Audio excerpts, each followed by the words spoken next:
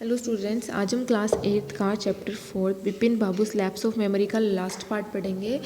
पिछले 3 पार्ट्स में हमने ये देख लिया था कि जो बिपिन बाबू है उन्हें अपनी रांची की ट्रिप के बारे में कुछ भी याद नहीं होता है और उनका जो एक फ्रेंड होता है चुन्नीलाल, वो बताता है कि मैंने ही तुम्हारे लिए रांची की टिकट अरेंज किए थे और तुम रांची गए थे। तो उनको कन्फर्मेशन देता है और दिनेश मुखर्जी भी उनको कन्फर्म करते हैं कि तुम रांची गए थे, तुम मेरे साथ थे, तुम भूल कैसे गए ये सारी चीज़ें। तो ये सारी बातें क्या होती है, विपिन बाबू के दिमाग में चल रही होती है और बहुत ही उन्हें एनजाइटीज़ होती है ना, स्ट्रेस होता है कि मुझे क्यों कोई चीज़ याद नहीं है। तो वो क्या करते हैं, डॉक्टर को कंसल्ट करते हैं। डॉक्टर का नाम क्या पढ़ा था हमने, मिस्टर चंद जो थे उनको, पारस चंद जो थे उनसे उन्होंने कंसल्ट किया। तो पारस चंद ने क्या सजेशन दिया कि आप क्या कीजिए, एक बार फिर से रांची की यात्रा कीजिए, शायद उससे आपको सारी चीज़ें याद आ जाएगी, क्योंकि बाकी तो इसका कोई इलाज ही नहीं है। मैं सिर्फ आपको क्या दे सकता हूँ, कुछ टॉनिक दे सकता हूँ, है ना, कुछ पेन किलर्स या रिलीफ के लिए, स्ट्रेस फ्री करने के लिए आपको कुछ टैबलेट्स दे सकता हूँ, बाकी तो मेरे पास कोई और तरीका नहीं है।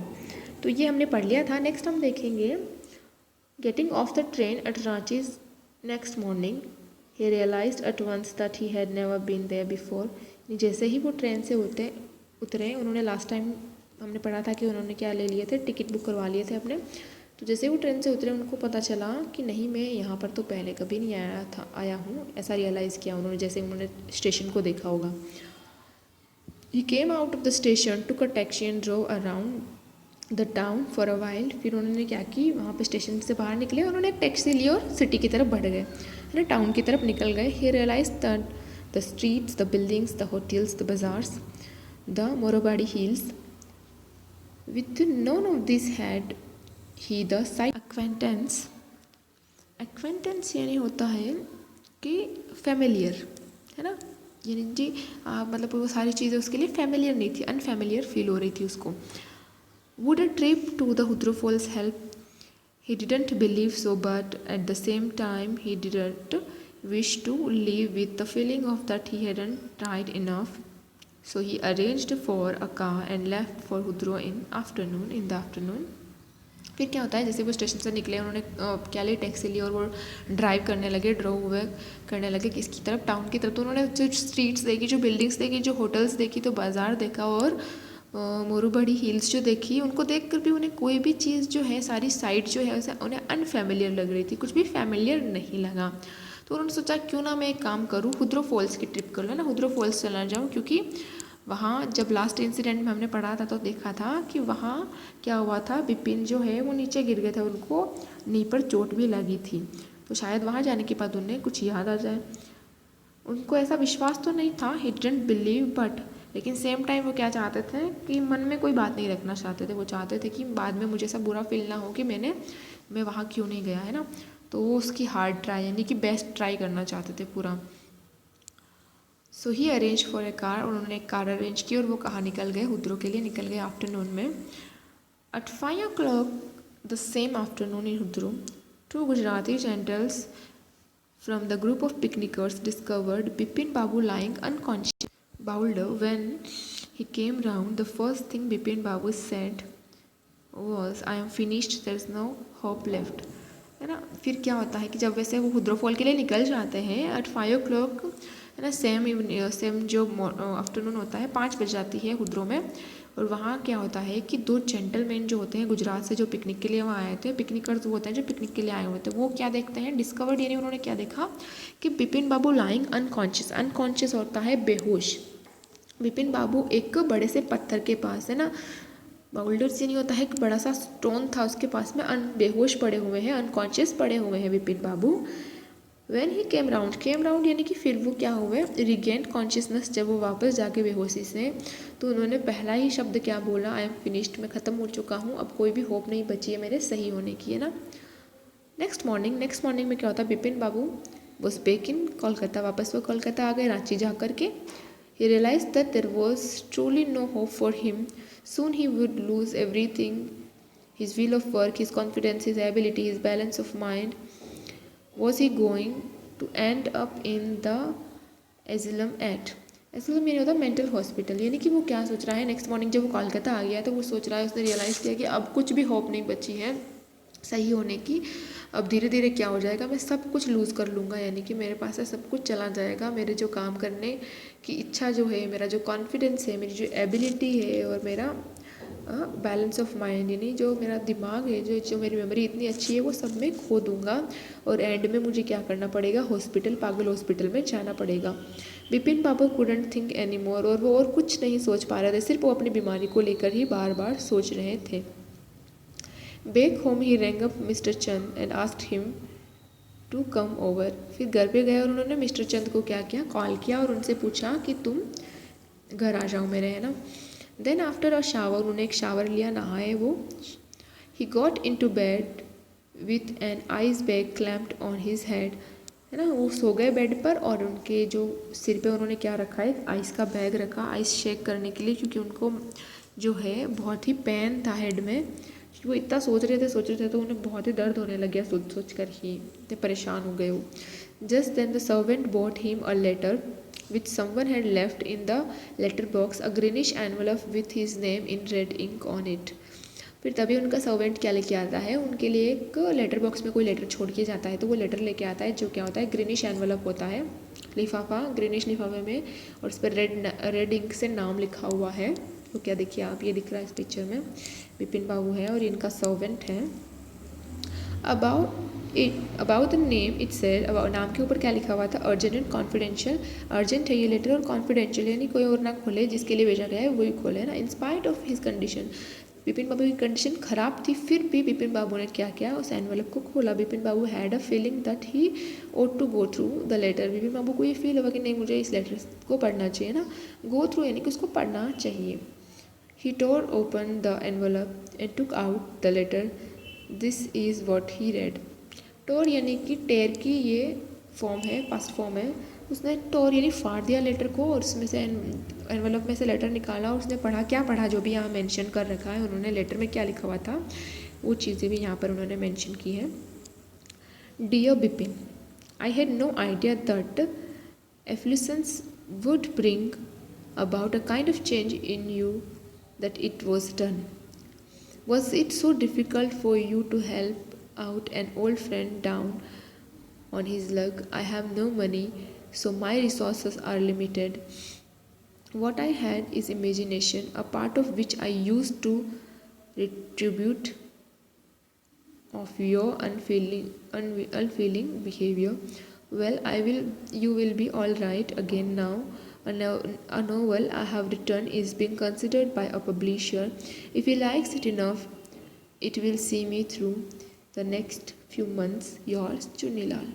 चुन्नीलाल ने क्या है, बिपिन बाबू को एक लेटर लिखा था जिसमें उन्होंने क्या बताया है, I have no idea that affluence यानी होता है कि अमीरी, यानी आपके पास इतना पैसा आ गया है ना, पैसा धनी हो गए हो आप, है ना। यानी मुझे कोई आइडिया नहीं था कि जब आप अमीर हो जाओगे तो आप इतने चेंज हो जाओगे, है ना, इतने चेंज हो जाओगे कि आप अपने फ्रेंड को ही भूल जाओगे, उसकी भी मदद नहीं करोगे। यानी कि was it so difficult for you to help out an old friend of you, यानी कि तुम्हारे लिए इतना डिफ़िकल्ट था कि तुम अपने एक पुराना जो दोस्त है, ओल्ड फ्रेंड है, उसकी भी तुम मदद नहीं कर सके उसके बैड लक में।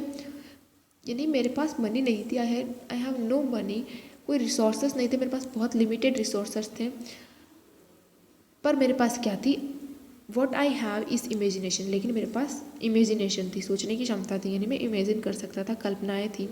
A part of which I used in distribution of your unfailing behaviour, है ना। और इसी इमेजिनेशन का जो पार्ट है, मैंने इसी इमेजिनेशन का फ़ायदा उठाकर तुम्हारा जो ये अनफीलिंग बिहेवियर है उसकी मैंने क्या दी, सज़ा दी।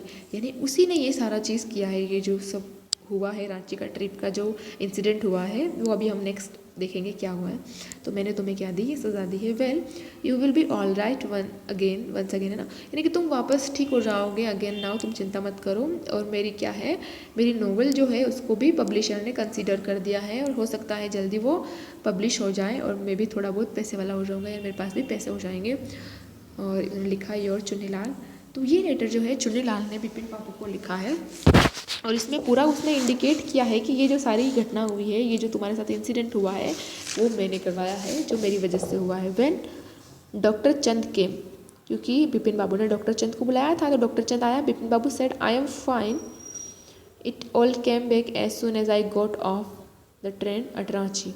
फिर वो बोलता है कि मैं फ़ाइन हूँ, मैं ठीक हूँ। जैसे ही मैं रांची के रेलवे स्टेशन पे उतरा, मुझे सब चीज़ें याद आई ना, गॉट ऑफ, है ना।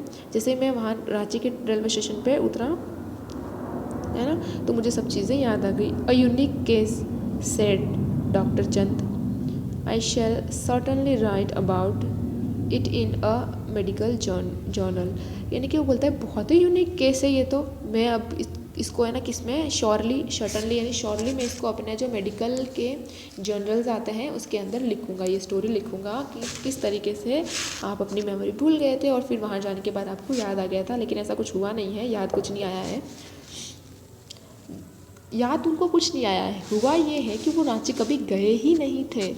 वो तो उनका जो फ्रेंड है चुन्नीलाल, उसी ने उनको बेवकूफ़ बनाया, उनको क्या किया, परेशान किया, क्योंकि वो उनकी हेल्प नहीं कर रहे थे। वो थोड़े पैसे वाले हो गए तो उनमें थोड़ा सा क्या आ गया, ईगो आ गया, वो अपने फ्रेंड को इम्पोर्टेंस नहीं दे रहे थे।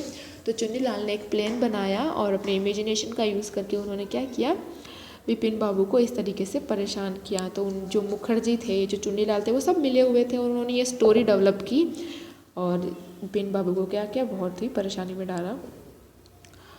The reason why I sent for you, said Bipin Babu, is that I have a pain in the hip from the fall I had in Ranchi.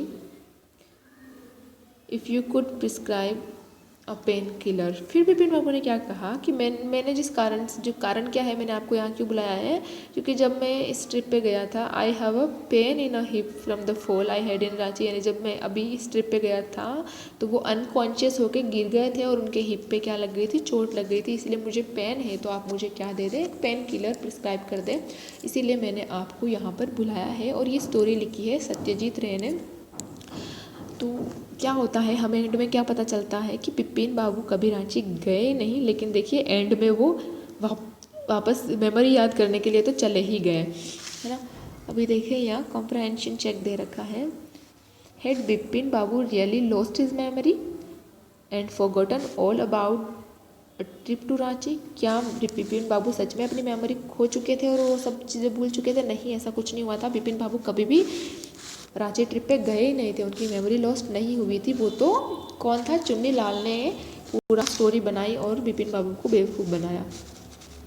Y do you think Chunnilal did what he did? Chunnilal says he has no money, what is it that he does have, है ना। मतलब कि आपको क्या लगता है कि चुन्नीलाल ने ऐसा क्यों किया, है ना। और चुन्नीलाल ने कहा ना कि मेरे पास पैसे नहीं है, लेकिन उसके पास क्या था, चुन्नीलाल ने इसलिए किया कि चुन्नीलाल जो है वो विपिन बाबू से एक्सेप्ट कर रहा था कि कम से कम विपिन बाबू तो उनकी हेल्प करेंगे, है ना, उनके दोस्त थे, लेकिन ऐसा उन्होंने किया नहीं। तो इसीलिए उसने प्लान बनाया। और विपिन बाबू ने कहा था मेरे पास मनी नहीं है, लेकिन मेरे पास इमेजिनेशन थी, जिसका मैंने यूज़ करके क्या किया, तुम्हें बेवकूफ़ बना दिया और तुम्हें इस तरीके से ट्रबल किया। तो इस स्टोरी में हमने क्या देखा कि जो विपिन बाबू है वो अपनी मेमोरी लॉस्ट नहीं करते हैं, उनका फ्रेंड चुन्नीलाल ये सारा प्लान करता है और इस तरीके से प्लान करता है कि विपिन बाबू बिल्कुल पजल्ट हो जाते हैं। उन्हें सच में ऐसा लगने लगता है कि शायद मैं अपनी मेमोरी खो चुका हूँ, शायद मैं बीमार हो चुका हूँ, बूढ़ा हो चुका हूँ, अब मेरे पास कुछ भी नहीं बचा है। तो इस तरीके से उनको परेशान किया, क्योंकि विपिन बाबू जो है जो अपने ओल्ड फ्रेंड के लिए टाइम नहीं देते थे, उनको इम्पोर्टेंस नहीं देते थे, तो उन्हें ये चीज़ बुरी लगी और उन्होंने क्या किया, उनको एक बार मज़ा चकाने के लिए ये सारी प्लानिंग की। तो ये जो स्टोरी थी हमने पढ़ी, किसने लिखी है, सत्यजीत रे ने लिखी है।